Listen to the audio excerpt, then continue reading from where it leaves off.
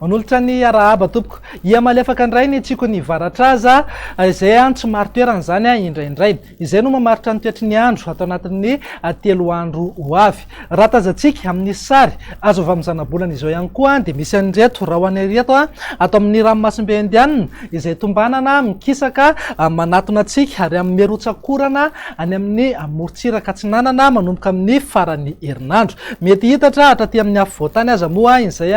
orana malefaka izay raha mahakasika ny maripana indray tsy dia misy fiovana firy aloha fa manaraka ny tokony ho izy ary manaraka ihany koa ny maripana amin'izao vanim-potoanan'ny ririnina izao raha ny vinany toetry ny andro amin'ny rampitso maraina zao raha jerentsika amin'ny antsipriany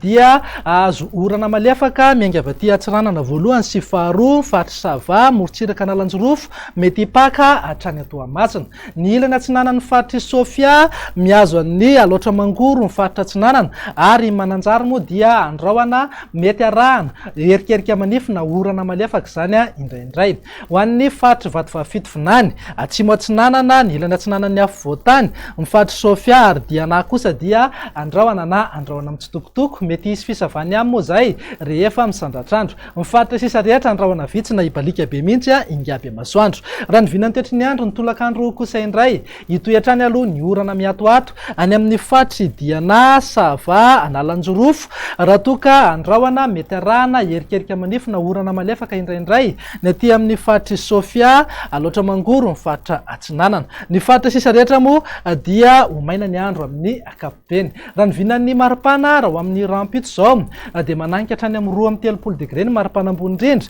aty amin'ny fatry sofia eo amin'ny 7 na 20 degré kosa ho an'ny afovoantany maripana ambany indrindra moa tazantsika amin'izao any avakina karatra manodidina eo amin'ny 9 degré 10 degré ho an'ny analamanga ary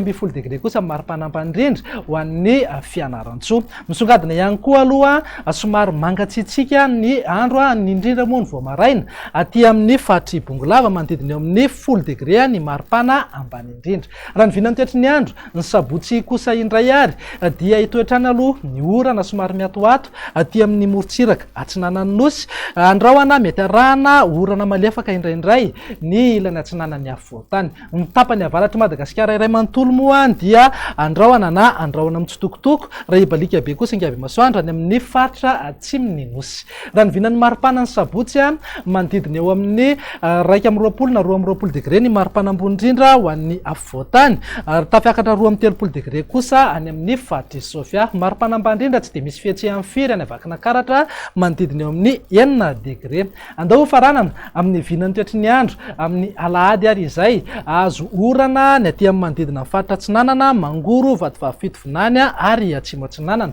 andrahoana mety arahana orana malefaka ny aty amin'ny ilany atsinanany afovoantany ny faritra varatry nosy moa dia andrahoana na andrahoana mitsitokotoko ny aty amin'ny faritra atsimo kosa dia ibalika be mihitsy ingaby masoandro raha ny vinany maripana amin'ny alahady izay zao